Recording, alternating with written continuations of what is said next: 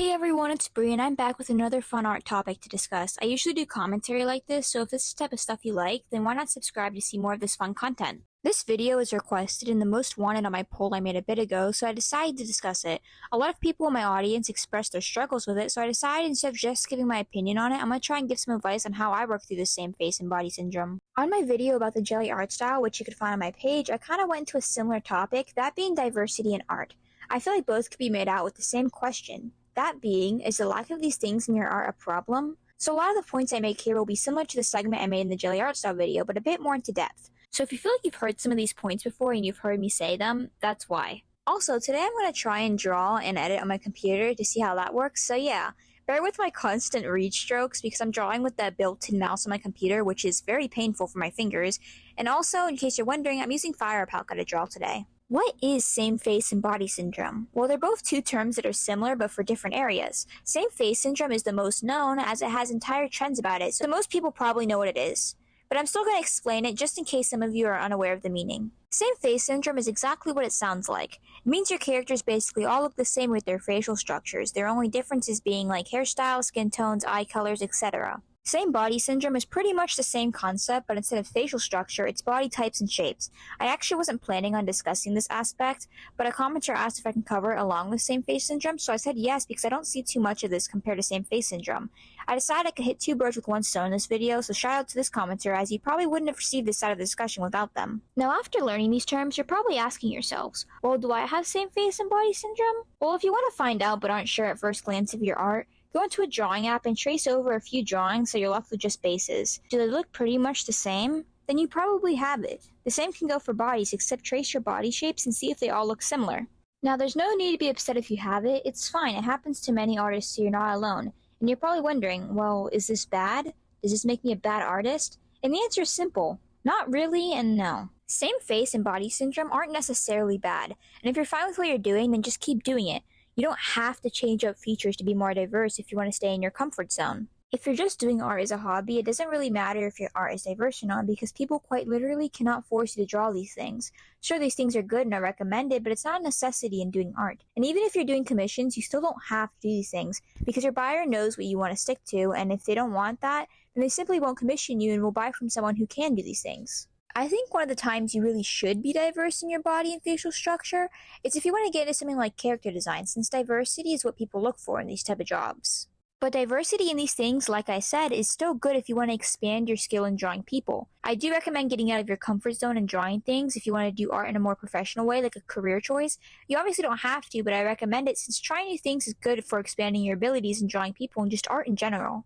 And like I said, if you're just looking to draw for fun and just want to stay in your comfort zone, go ahead. You aren't hurting anyone with same face or body syndrome, and as long as you aren't putting other people down as an excuse for why you aren't drawing certain features, like saying, oh, I don't draw these type of features because they're ugly, then it's fine, because you could choose to not draw features without putting other people down for having those features. And if you want diversity but don't think it's able to fit with your style, try and experiment with your style, because I'm sure there's a way to fit diversity in your style if you experiment enough. Style does not have to be a barrier that's stopping you from being diverse if you want to be diverse. You just have to find a way to make it work.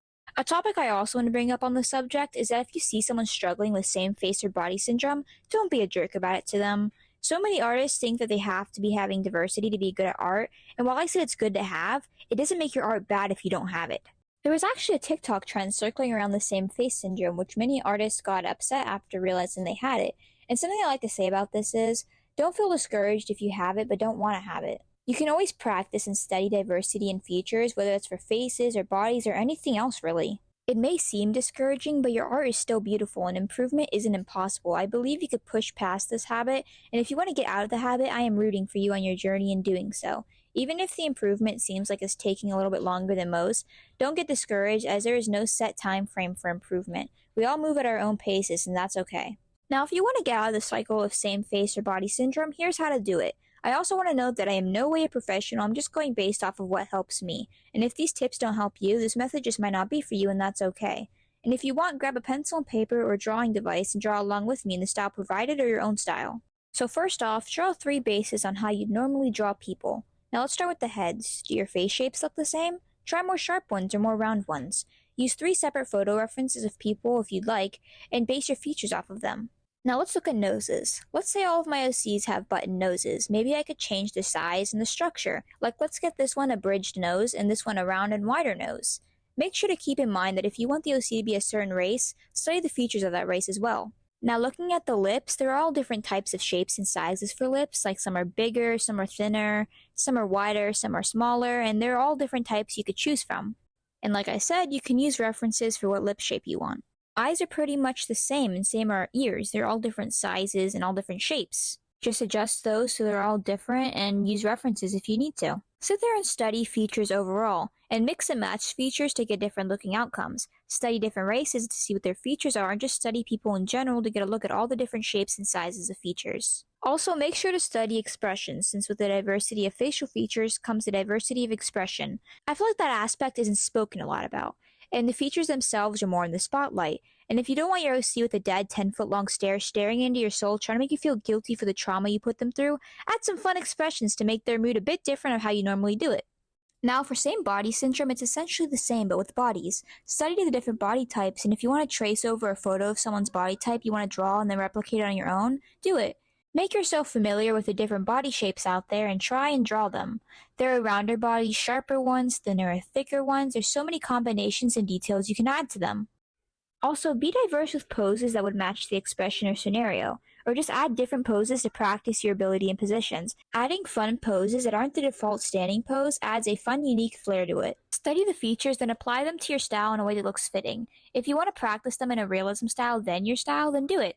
I'd actually recommend doing that so you learn how to draw features and anatomy in a way that we usually see them, then you can alter them to any style, which would be good if you have a style change. Something I like to do is fit their shape structure with their personality. So more bubbly characters I draw have more soft and round features, while angry or stubborn characters have sharper features. You can see this a lot with how I draw eyes because I like to fit their personalities with their eye shapes. I feel like you could tell a lot about my characters just by the eye shapes I give them. Like most of the time you could tell if they're usually serious or goofy. I just think it's a nice detail that I add in my character designs and something I'd like to add just in case you wanted to try something similar.